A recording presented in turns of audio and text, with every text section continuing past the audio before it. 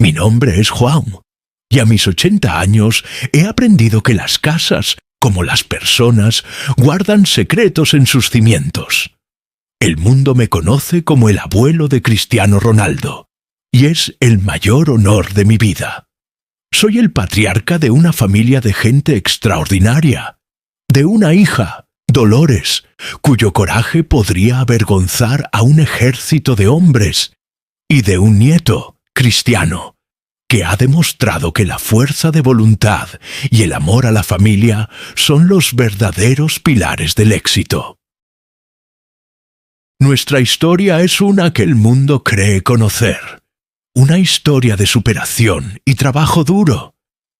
Pero como todas las casas viejas, la nuestra también tiene un sótano, una historia oculta en la oscuridad, cerrada con llave durante décadas.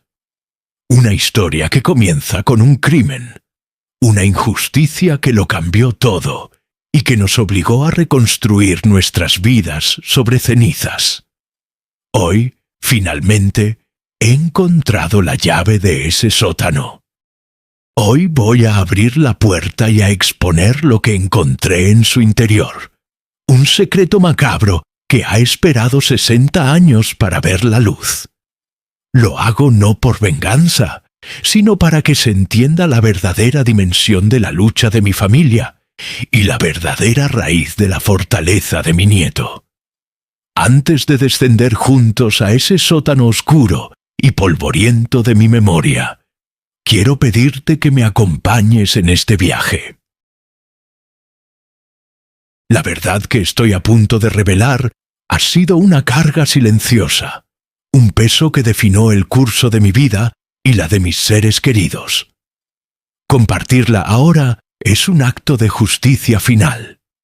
Si estas palabras han despertado en ti la necesidad de conocer la verdad completa, de entender los cimientos secretos sobre los que se construyó una leyenda, te invito a formar parte de esta confesión. Tu presencia aquí, al otro lado del mundo, es un faro de luz que ilumina el pasado. Por favor, suscríbete al canal para que esta historia, una vez revelada, no vuelva a perderse en la oscuridad. Dale un me gusta a este video si crees que la verdad, por muy oculta y macabra que sea, siempre merece ser contada. Y, como siempre, me reconforta saber desde dónde me escuchan. Déjame un comentario y dime tu país y tu ciudad. Imaginar que mi voz, narrando el secreto más oscuro de nuestra familia, puede viajar y encontrar eco en diferentes culturas, me da la fuerza para abrir esa puerta por última vez. Gracias por tu valentía. Ahora, sígueme. Para entender lo que encontré en el sótano, primero deben conocer la casa que se construyó encima de él. En mi juventud, yo no era el hombre humilde que el mundo conoce. Era un hombre con un sueño y con las manos para construirlo. Era un carpintero naval, considerado uno de los mejores de Funchal. Con mis propios ahorros y un pequeño préstamo, había levantado mi propio taller cerca del puerto. No era grande, pero era mío. Olía a madera nueva, a barniz y a la promesa de un futuro brillante. Estaba casado con la mujer de mi vida, mi difunta María, y ya teníamos a nuestra pequeña Dolores, una niña con unos ojos que contenían toda la fuerza y la bondad del mundo. Era feliz.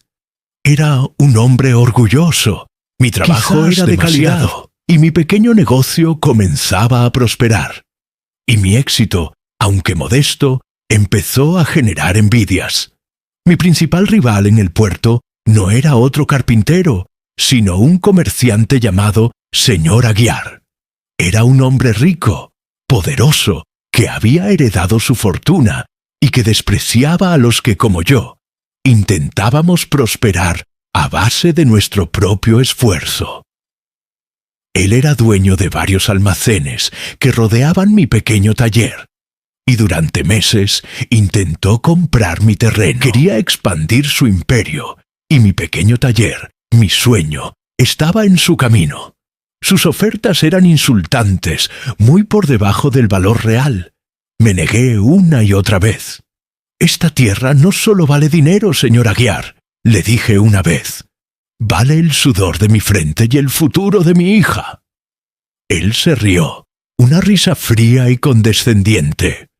«El sudor se seca, Juan», me respondió, «y el futuro es incierto. Recuerda mis palabras». Esa frase se me quedó grabada, una advertencia velada que en mi ingenuidad no supe interpretar. Yo creía que nuestra rivalidad era puramente comercial. No podía imaginar la oscuridad que se escondía en el corazón de aquel hombre. Mi familia era mi mayor orgullo. Mi hija Dolores, incluso de niña, mostraba un carácter increíble. Era protectora, leal, con un sentido de la justicia que era admirable. Verla jugar cerca del taller era mi mayor motivación. Todo lo que hacía, cada barco que reparaba, cada mueble que construía, era para ella, para darle un futuro mejor. Y ese futuro parecía estar al alcance de mi mano. Acababa de conseguir un contrato importante para reparar varios barcos de una pequeña flota pesquera. Era el trabajo que consolidaría mi negocio, que me permitiría contratar a más gente, que finalmente nos daría la seguridad económica que tanto anhelábamos. La noche antes de empezar ese gran proyecto, cerré el taller sintiendo una satisfacción que pocas veces he vuelto a sentir. Todo estaba en orden, las herramientas limpias, la madera apilada. Le di un beso a mi esposa, arropé a mi hija Dolores y me fui a dormir como el hombre más afortunado del mundo, sin saber que, a pocas horas de allí, mi mundo se convertiría en un infierno de humo y cenizas. El grito que me despertó en mitad de la noche no fue un grito de alegría, sino el alarido agudo y aterrorizado de uno de mis vecinos del puerto. ¡Fuego! ¡Fuego en el taller de Joao! Salté de la cama como si un rayo me hubiera partido en dos. Un resplandor anaranjado y siniestro danzaba en nuestra ventana. Salí corriendo a la calle, descalzo, con el corazón en la gargadura, negándome a creer lo que mis oídos me decían. Pero el olor a humo quemado y a madera devorada por las llamas me golpeó con la fuerza de un puñetazo. Corrí como un loco por las callejuelas dormidas hasta llegar al puerto. Y entonces lo vi. Vi mi vida entera convertida en una hoguera infernal. Mi taller, el sueño que había construido con mis propias manos, tabla por tabla, viga por viga, era una pira funeraria rugiente, lanzando chispas y humo negro hacia el cielo nocturno. El calor era tan intenso que me quemaba la cara a 50 metros de distancia. Me quedé allí, paralizado, impotente, viendo cómo las llamas se tragaban mis herramientas, mis planos, la madera que había comprado para el gran contrato, y con ello todo mi futuro. Los vecinos formaban una cadena humana con cubos de agua del mar, un esfuerzo heroico pero inútil contra la furia de aquel infierno. Me uní a ellos, moviéndome como un autómata, lanzando cubo tras cubo de agua que se evaporaba con un siseo furioso al tocar las llamas. Pero el fuego era insaciable.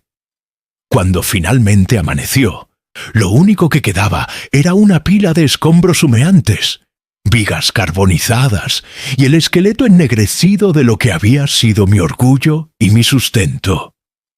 El olor a destrucción y a sueños quemados se quedaría impregnado en mi memoria para siempre. La investigación oficial fue una farsa. 2 guardias vinieron, hicieron un par de preguntas, removieron las cenizas con un palo y declararon en su informe que había sido un accidente. Un cortocircuito quizás, un trapo con aceite que se calentó demasiado. Excusas. Yo sabía, con la certeza absoluta que se siente en la médula de los huesos, que no había sido un accidente. Era un hombre meticuloso. Nunca dejaba nada al azar. Cada noche, antes de cerrar, desconectaba la electricidad y revisaba cada rincón. En mi mente solo había un nombre, una cara, una sonrisa condescendiente. Señor Aguiar. Recordé sus palabras. El futuro es incierto. Ya no sonaban como una advertencia, sino como una promesa cumplida. Pero no tenía pruebas, absolutamente ninguna. Era la palabra de un carpintero arruinado contra la de uno de los hombres más ricos y conectados de la isla.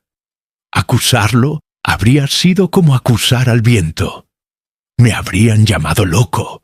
Un hombre amargado buscando a quien culpar de su propia desgracia. Y él, con su poder, podría haberme destruido aún más, quizás acusándome de difamación. Así que callé. Me tragué el veneno de mi sospecha y lo dejé arder en mi interior. Las consecuencias fueron devastadoras. No solo había perdido mi taller, lo había perdido todo. Estaba endeudado con el proveedor de la madera, y el contrato que iba a salvarme ahora era la soga que me ahorcaba. Tuve que vender el terreno carbonizado para pagar una mínima parte de lo que debía. Y, por una cruel ironía del destino, el comprador, a través de un intermediario, fue una empresa fantasma que, años después, descubrí que pertenecía a Aguiar. Compró mi sueño por el precio de sus cenizas. Volví a casa esa mañana, cubierto de hollín, oliendo a humo, sintiéndome como el hombre más inútil del mundo. Había fracasado. Le había fallado a mi familia.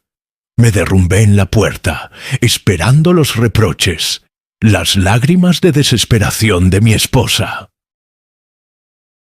Pero lo que recibí fue la lección de amor más grande de mi vida. Mi esposa, mi Santa María, me vio, y en lugar de llorar por lo que habíamos perdido, corrió a abrazarme. Me limpió la cara sucia, me curó las quemaduras de las manos. Perdimos la madera y las herramientas, João, me dijo, su voz firme y llena de un amor inquebrantable. No perdimos nuestras manos para trabajar, ni nuestro corazón para seguir amando. Mientras estemos juntos, lo demás es solo madera. Su fuerza me sostuvo cuando yo ya no tenía ninguna. Y entonces mi pequeña Dolores, que había estado observando todo con sus ojos grandes y serios, se acercó a mí. Abrió su pequeña mano, y en ella tenía todas sus monedas, los pocos escudos que había ahorrado. Me los puso en la mano y dijo, «Para que empieces de nuevo, papá». Ese gesto, esa fe absoluta de mi hija en que su padre podía reconstruir el mundo, me rompió por completo y a la vez me reconstruyó. En ese instante, supe que no lo había perdido todo. Tenía el único tesoro que importaba. Tenía el amor y la lealtad de una familia que ni el fuego más devastador podía destruir. El crimen de Aguiar nos había quitado nuestro sustento, pero nos había revelado nuestra verdadera fortaleza. Nos convirtió en una unidad aún más unida, un pequeño ejército dispuesto a luchar contra el mundo. Esa noche, mientras abrazaba a mi mujer y a mi hija, hice una nueva promesa. Ya no soñaba con un astillero. Mi único sueño, a partir de ese momento, sería construir para mi familia una vida tan sólida, tan honrada y tan llena de éxito, que la memoria de aquel fuego se convirtiera en una simple anécdota en la gran historia de nuestro triunfo. Los años que siguieron al incendio fueron una prueba de resistencia. La humillación de mi ruina fue un fantasma que me acompañó durante mucho tiempo, pero la necesidad de alimentar a mi familia era una realidad mucho más poderosa que cualquier fantasma. Así que me tragué mi orgullo y me puse a trabajar en lo que fuera. Volví a ser un jornalero, un hombre que vende sus manos y su espalda por unas pocas monedas al día. Mi vida se convirtió en un mosaico de trabajos duros y mal pagados. Por las mañanas me unía a las cuadrillas de la construcción, acarreando sacos de cemento y mezclando mortero bajo el sol. Por las tardes volvía al puerto, no como dueño de mi taller, sino como un simple reparador de redes, un trabajo que me recordaba constantemente lo que había perdido. Cada día era una batalla agotadora, una lucha por la simple supervivencia. Pero en esta batalla nunca estuve solo. Mi familia fue mi ejército, mi retaguardia y mi cuartel general. Mi esposa, mi amada María, se convirtió en una maga de la economía doméstica. Hacía milagros con nuestro escaso dinero, asegurándose de que nuestros hijos siempre tuvieran un plato de comida en la mesa y ropa limpia, aunque estuviera remendada 1000 veces. Su espíritu nunca flaqueó. Su sonrisa era el sol que iluminaba nuestra humilde casa y que me daba la fuerza para enfrentarme a un nuevo día de trabajo agotador. Y mi hija Dolores, verla crecer en esos años de dificultad, fue presenciar el nacimiento de una verdadera matriarca. Desde muy joven entendió el valor del trabajo y el sacrificio. En lugar de jugar, a menudo ayudaba a su madre en casa o hacía pequeños recados para los vecinos para ganar unas monedas. Nunca se quejó. Heredó la fortaleza de su madre y el orgullo de su padre, pero los combinó en una forma de ser única, una mezcla de dulzura y acero. Ella es la personificación de la resiliencia de nuestra familia, y mi admiración por la mujer en la que se convirtió es infinita. Juntos, como una unidad compacta e inquebrantable, sobrevivimos. No prosperamos, pero sobrevivimos. Y en la supervivencia encontramos una forma de dignidad. Éramos pobres, sí, pero éramos honrados.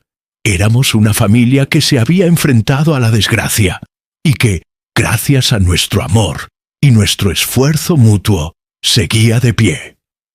Y entonces, cuando ya me estaba convirtiendo en un hombre mayor, cuando pensaba que mi vida no sería más que esta lucha silenciosa, nació Cristiano. La llegada de ese niño fue como la llegada de la primavera después del más largo y crudo de los inviernos.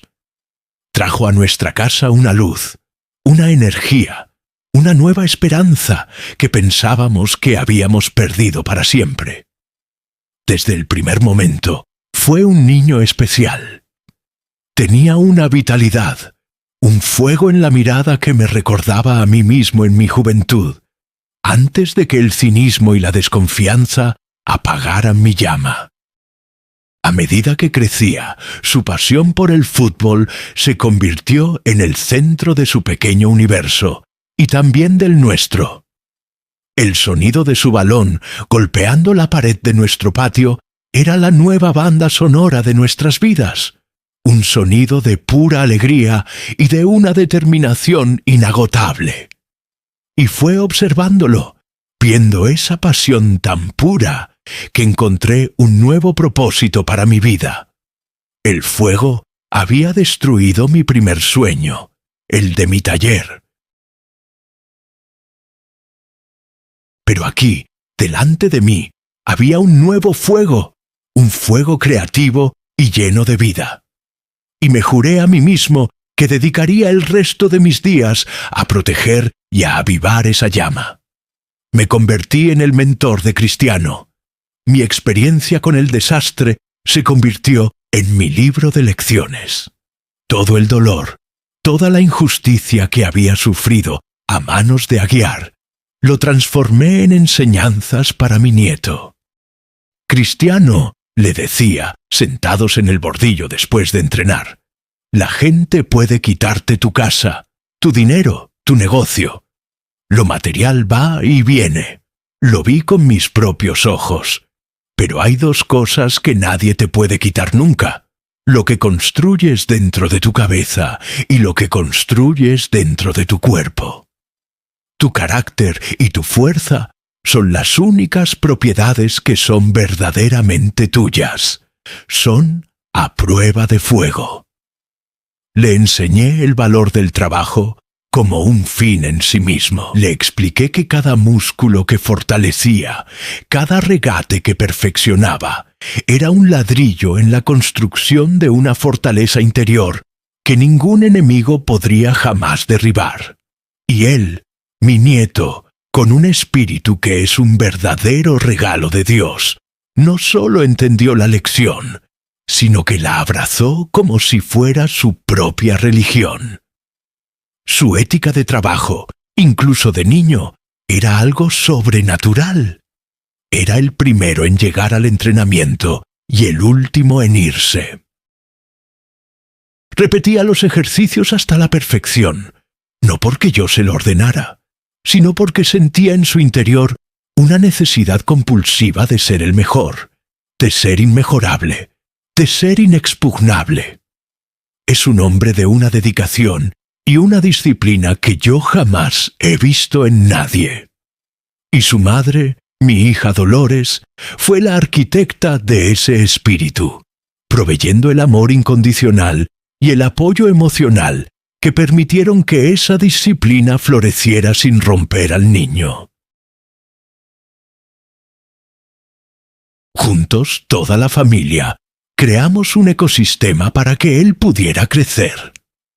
El crimen de Aguiar nos había enseñado una dura lección sobre la maldad humana, pero también nos había enseñado a reconocer y valorar la bondad.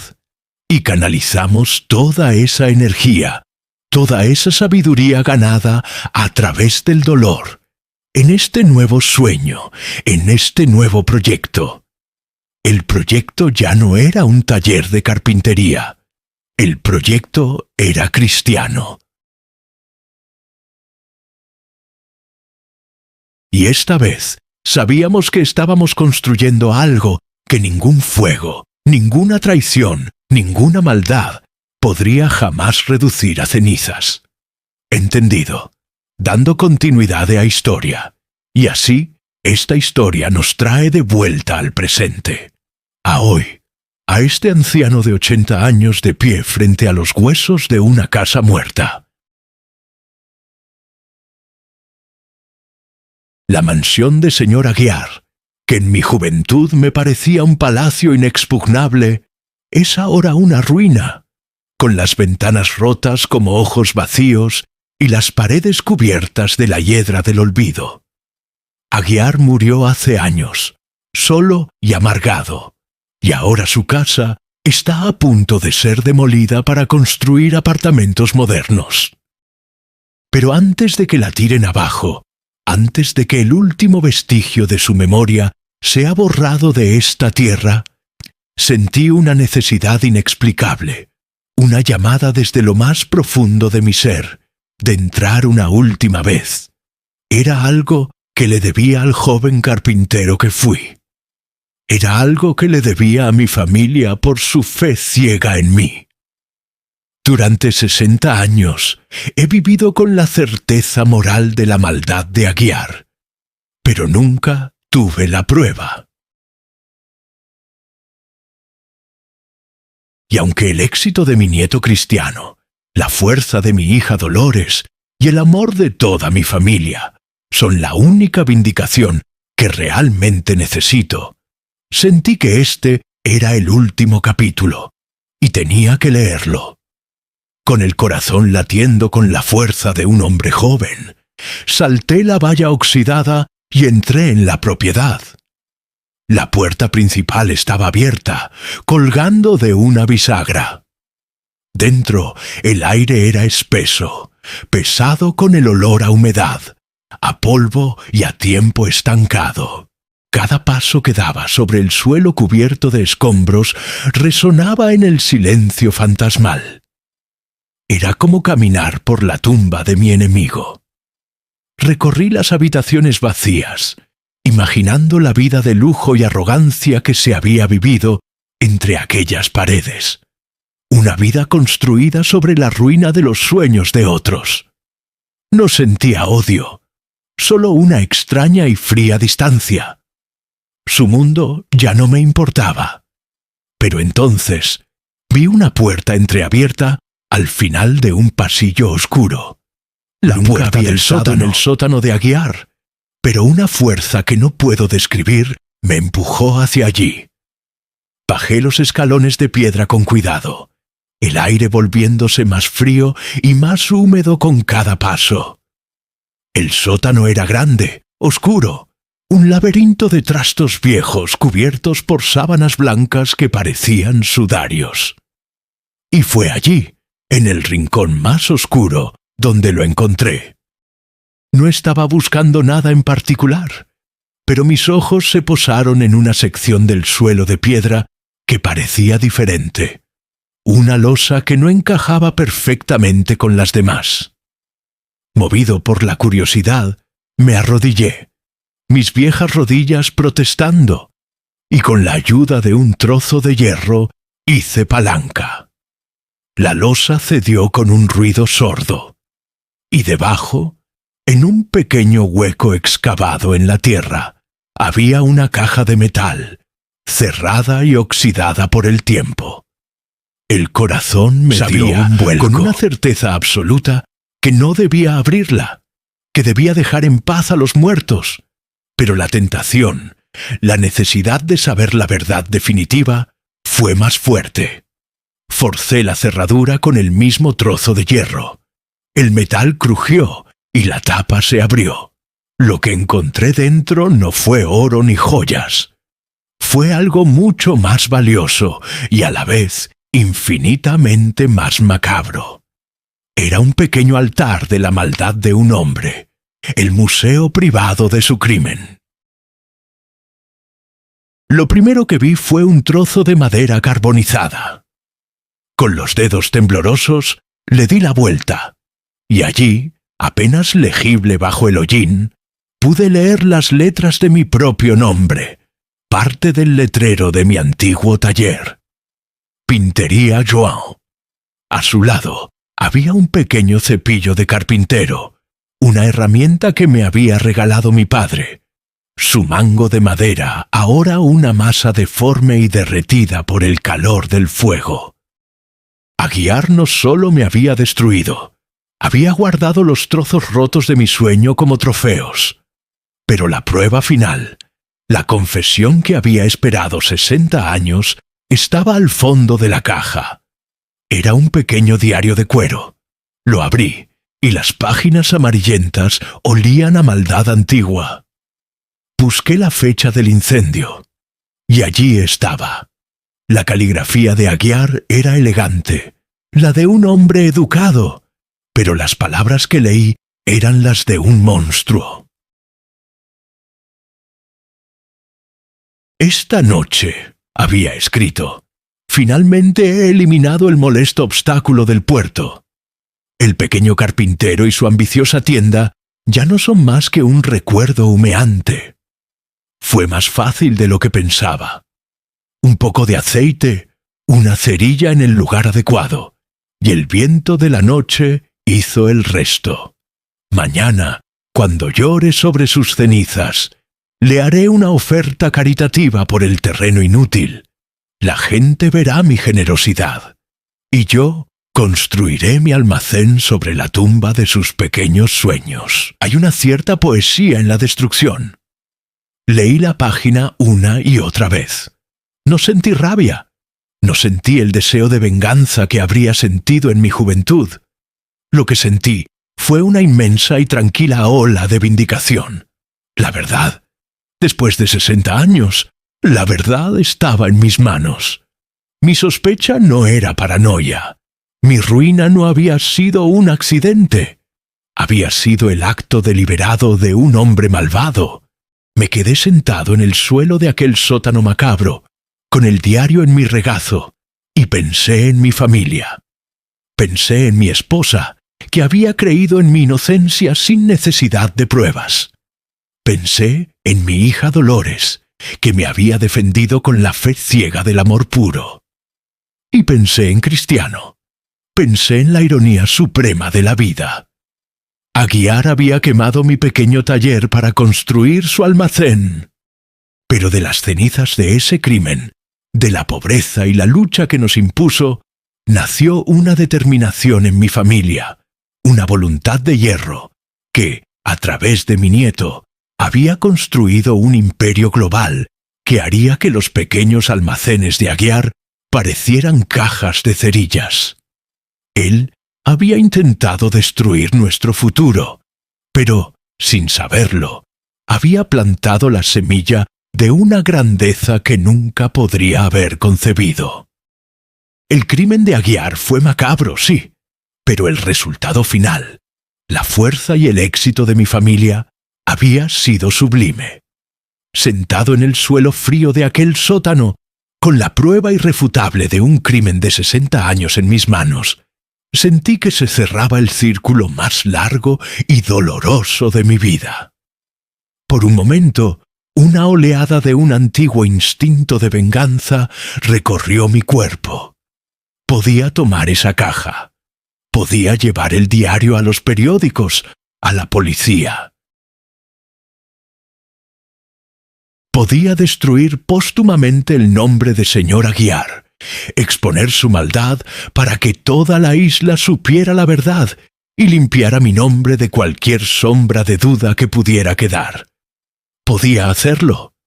Pero entonces miré de nuevo el trozo de letrero quemado, el cepillo derretido y las palabras arrogantes de Aguiar, y me di cuenta de una verdad profunda y liberadora. Ya no me importaba. La justicia que yo anhelaba no era la que se imparte en los tribunales o en las páginas de los periódicos. Mi justicia, nuestra justicia, ya se había forjado.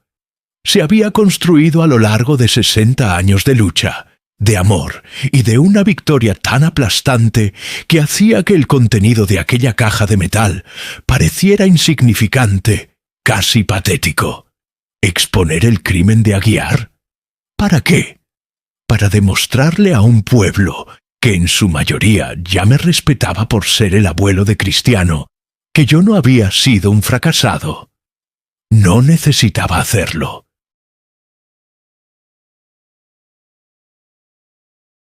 Mi nieto ya le había demostrado al mundo entero que de nuestra sangre no nacen fracasados, nacen reyes. Con una calma que me sorprendió a mí mismo, volví a colocar el diario, el letrero y la herramienta dentro de la caja. Cerré la tapa oxidada, un sonido metálico y definitivo que fue como cerrar un ataúd. Y dejé la caja en su hueco oscuro, bajo la losa de piedra. Decidí que el secreto macabro de Aguiar moriría con su casa. Su maldad, su confesión, quedarían enterradas bajo los cimientos de los nuevos apartamentos. Un final anónimo y sin gloria, exactamente lo que un hombre como él merecía. Porque mi verdadera vindicación no estaba en esa caja. Mi vindicación estaba fuera, bajo el sol. Mi vindicación es mi hija, Dolores. Una mujer que, habiendo empezado su vida entre las cenizas de la ruina de su padre, nunca permitió que la amargura anidara en su corazón. Ella es la encarnación de la reconstrucción. Con sus propias manos, con su trabajo incansable y con un espíritu que se niega a ser derrotado, construyó un hogar lleno de amor y de valores sólidos. Es la matriarca de nuestra familia, la guardiana de nuestra fuerza y el ejemplo vivo de que la verdadera riqueza no tiene nada que ver con el dinero. Mi admiración por ella es la emoción más profunda de mi vida. Y mi vindicación final, por supuesto, es cristiano. El crimen de Aguiar, en su suprema ironía, fue el catalizador de la grandeza de mi nieto. La pobreza que nos impuso, la lucha constante a la que nos sometió, se convirtieron en el gimnasio donde se forjó el carácter de cristiano. Él no creció con la complacencia de los niños ricos. Creció con el hambre de los que saben que cada comida debe ser ganada. No tuvo lujos, pero tuvo algo mucho más importante: el ejemplo de una familia que luchaba unida por cada pequeña victoria. El fuego de Aguiar quemó mi taller, pero encendió un fuego mucho más grande en el corazón de mi nieto. Un fuego que lo ha impulsado a ser el mejor, a no conformarse nunca, a luchar hasta el último segundo. El hombre que nos quiso destruir, sin saberlo, creó a su némesis. Creó a un hombre cuyo éxito se convertiría en un monumento tan grande que haría que su propia existencia pareciera la de una hormiga. Estoy inmensamente orgulloso del atleta, pero lo estoy aún más del hombre. Del hijo que ha puesto a su madre en el lugar que se merece, del padre que cría a sus hijos con amor, del hombre que, a pesar de estar en la cima del mundo, nunca ha olvidado el sabor a tierra de las calles de Funchal. Él es el legado de su madre, de su abuela, de toda nuestra familia. Él es la prueba de que el carácter es, en efecto, a prueba de fuego. Salí de aquel sótano y subí las escaleras, dejando atrás la oscuridad y el olor a humedad. Al salir de la casa en ruinas y sentir el sol cálido de Madeira en mi rostro, me sentí más ligero que nunca. Ya no había sospechas, ya no había dudas, solo la calma de la verdad confirmada y la inmensa gratitud por el viaje de mi vida. El secreto macabro que encontré no necesitaba ser expuesto, porque nuestra vida, la vida que construimos después del incendio, ya lo había expuesto todo. La historia de mi familia es la única confesión que importa. Y es una historia que no habla de crímenes ni de cenizas. Habla de amor, de resiliencia y de un niño que, nacido de la más profunda adversidad, le demostró al mundo que el único fuego que realmente importa es el que arde dentro del corazón.